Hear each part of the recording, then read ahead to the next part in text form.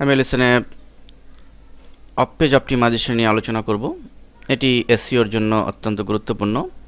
তো মূলত of page অপটিমাইজেশনের মূল উদ্দেশ্য হচ্ছে যে ওয়েবসাইটের জন্য শক্তিশালী ব্যাকলিঙ্ক তৈরি করা বা ইনকামিং লিঙ্ক তৈরি করা, যেটি কিনা সার্চ ইঞ্জিন অপটিমাইজেশনের জন্য অত্যন্ত গুরুত্বপূর্ণ। তো এই ব্যাকলিঙ্ক মূলত কিভাবে পেতে পারি সেটি আমি কয়েকটা প্রধান ওয়ে এখানে হাইলাইট করেছি, যেগুলো বিস্তারিত আলোচনা আমরা করব। তো এই ব্যাকলিঙ্ক বা ইনকামিং লিঙ্ক আমরা পেতে পারি বিভিন্ন ব্লগে কমেন্টস করার মাধ্যমে, সেকেন্ড সোশ্যাল বুক মার্কিংয়ের মাধ্যমে, ডিরেক্টরি সাবমিশনের মাধ্যমে, ফোরাম পোস্টিংয়ের মাধ্যমে, সোশ্যাল নেটওয়ার্কিংয়ের মাধ্যমে এবং আর্টিকেল সাবমিশনের মাধ্যমে। তো আসুন ব্যাকলিঙ্কে সার্চ ইঞ্জিনের জন্য কতটুকু ইফেক্টিভ হবে সেটি জানার আগে ব্যাকলিঙ্ক কি সে সম্পর্কে আমি বিস্তারিত আলোচনা পরবর্তী লেসনে করব, কিন্তু তার আগে একটা সাধারণ ধারণা আপনাদের দিই। লক্ষ্য করুন, আমি একটি ওয়েবসাইট ওপেন করেছি, firstwebdesigner.com। ওয়েব ডিজাইন এবং এসইও অনলাইন মানি মেকিং সম্পর্কে ডিসকাশন হয় বা টিউটোরিয়াল আছে এই সাইটে। এই সাইটটির পেজ র্যাঙ্ক 10-6 আমরা দেখতে পাচ্ছি, অ্যালেক্সা 1646। এখানে দেখুন, আমি এখানে এই আর্টিকেলটি একটু পোস্ট দিয়েছি সে যে 45 বেস্ট সোশ্যাল নিউজ ওয়েবসাইট। এই টপিক্সটি উনি দিয়েছে বিভিন্ন বিস্তারিতভাবে। তো নিচে দেখুন, এখানে আপনারা জানেন যে বিভিন্ন ব্লগে কমেন্টস করার অপশন থাকে। তো আমি এখানে একটি কমেন্টস করেছি সোজা নিচের দিকে। এখানে কমেন্টসের ঘরও আছে, কিভাবে কমেন্টস ইফেক্টিভলি কমেন্টস করা যায় এটি পরবর্তী লেসনে আমরা দেখাবো, কিন্তু আমি এখানে ব্যাকলিংয়ের বিষয়টি বোঝানোর জন্য দেখুন এখানে আমি একটি কমেন্টস করেছি। লক্ষ্য করুন, ফরিদ, এখানে আমি সংক্ষেপে করেছি যে আসাম কালেকশন থ্যাঙ্কস, এবং ফরিদ আপনারা যদি এই স্ট্যাটাস বারে লক্ষ্য করেন, আমি মাউস ধরছি, লক্ষ্য করুন alheraBD.com কিন্তু শো করছে। অর্থাৎ এখানে ক্লিক করলে কেউ যদি এখানে ক্লিক করে তাহলে সে alheraBD.com-এ পাঠিয়ে দিবে। তাহলে এর মানে হলো alheraBD.com-এর একটি লিঙ্ক এখানে তৈরি করা হয়েছে। এটি মূলত ব্যাকলিঙ্ক বা ইনকামিং লিঙ্ক, অর্থাৎ অন্য ওয়েবসাইটে এই লিঙ্ক সংযোজনের মাধ্যমে ভিজিটর আনা, এটি হচ্ছে মূলত ব্যাকলিঙ্ক। এছাড়া দেখুন, আমি একটি ফোরামে ঢুকেছি এবং ফোরামে আমি একটি পোস্ট দিয়েছি, এবং এই ফোরামের মধ্যেও এখানে আমি একটি পোস্ট দিয়েছি বিজনেস কার্ডের উপরে।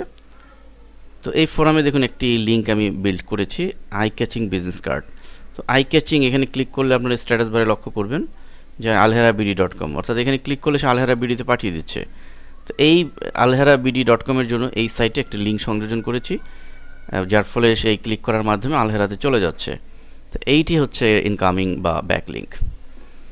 তো এই ব্যাকলিঙ্ক ইফেক্টিভলি কিভাবে করা যায়, লিঙ্ক বিল্ডিংয়ের কাজগুলো কিভাবে করা যায়, এই বিস্তারিত আমি পরবর্তী লেসনে দেখিয়েছি। তো এখন আসুন যে এটি আসলে অফ পেজ অপটিমাইজেশনের জন্য কতটুকু গুরুত্বপূর্ণ। তো আমরা এই ব্যাকলিঙ্ক তৈরির প্রক্রিয়াটা প্রতিটি সেগমেন্টই দেখিয়েছি বিস্তারিত। তো দেখুন এটি সার্চ ইঞ্জিনের জন্য কতটুকু ভূমিকা রাখে, আমি সেই বিষয়টি একটু গুরুত্ব আরোপ করছি।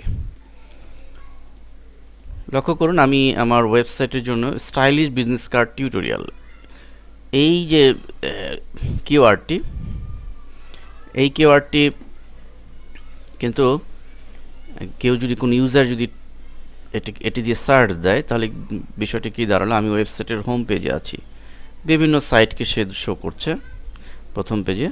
লক্ষ্য করুন, আমি যদি সেকেন্ড পেজে যাই, 2 নম্বর পেজে ক্লিক করি, লক্ষ্য করুন 2 নম্বর পেজে এখানে দেখুন স্টাইলিশ alheraBD.com, অর্থাৎ এখানে 2 নম্বর পেজে আমার সাইটে এই পোস্টটি রয়েছে, 2 নম্বর পেজে কিন্তু চলে গেছে, কিন্তু প্রথম পেজে কিন্তু আসেনি। প্রথম পেজে যে প্রথম 10টি সাইট চলে এসছে।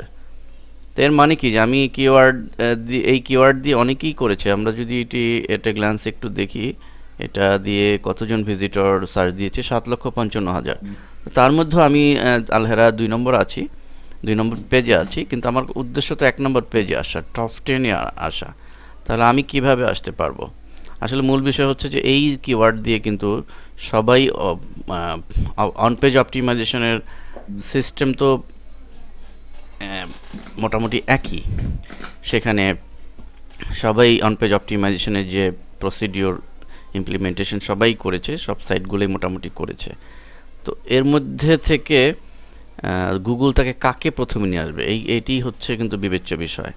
তো এইখানেই এই জন্যই মূলত অফ পেজ অপটিমাইজেশনের গুরুত্ব।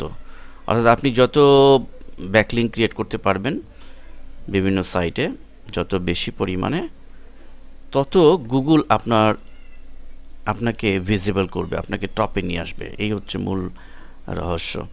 এর মানে হলো যে যারা প্রথমে টপে আছে তারা তাদের ব্যাকলিঙ্ক বেশি আছে, বিভিন্ন ব্লগে, বিভিন্ন সোশ্যাল বুকমার্কিংয়ে বুকমার্ক করা আছে, ডিরেক্টরিতে, ফোরামে, বিভিন্ন জায়গায় তারা ছড়িয়ে দিয়েছে ব্যাকলিঙ্ক, ফলে তারা প্রথম পেজে এসেছে।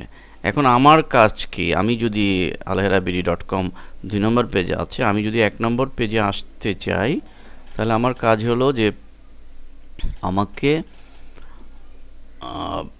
এই ব্যাকলিঙ্ক, যত বেশি পরিমাণ ব্যাকলিঙ্ক তৈরি করা, মূলত এই বিষয়টি গুরুত্বপূর্ণ। এবং সম্ভব হলে এটার অ্যাঙ্কর টেক্সট দিয়ে দেওয়া, যে এই কিওয়ার্ডের ভিত্তিতে, অর্থাৎ স্টাইলিশ বিজনেস কার্ড টিউটোরিয়াল, এই কিওয়ার্ড, এটি একটি কিওয়ার্ড, এই কিওয়ার্ড দিয়ে অ্যাঙ্কর টেক্সট দিয়ে দাও। অ্যাঙ্কর টেক্সট কীভাবে দিতে হয়, অ্যাঙ্কর টেক্সট কী, এ বিষয়ে পরবর্তী লেসনে আমরা আলোচনা করেছি।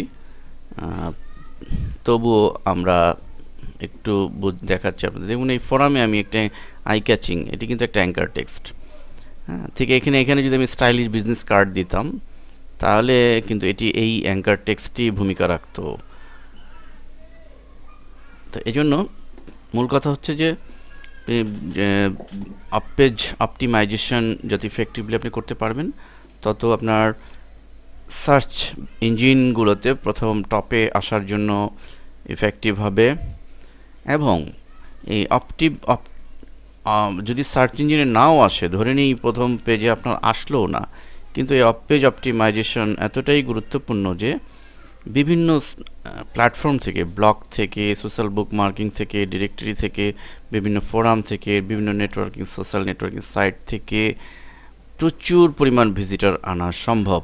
এটা আমাদের অভিজ্ঞতার আলোকেই বলছি যে গুগলে যদি আপনার টপে নাও আসে, গুগল থেকে যদি কোনো ভিজিটর আপনি নাও পান, তাহলে এ লট অফ ভিজিটর আসতে পারে এই বিভিন্ন প্ল্যাটফর্ম থেকে, বিভিন্ন ব্লগ থেকে, সোশ্যাল বুকমার্কিং থেকে। এই জন্য এই অফ পেজ অপটিমাইজেশনকে ভিজিটর আনার জন্য অত্যন্ত গুরুত্বপূর্ণ ভূমিকা রাখে। তা আমরা এই বিভিন্ন প্ল্যাটফর্মে কীভাবে ভিজিটর আনতে হয়, কাজের পদ্ধতি বিস্তারিত আলোচনা করেছি।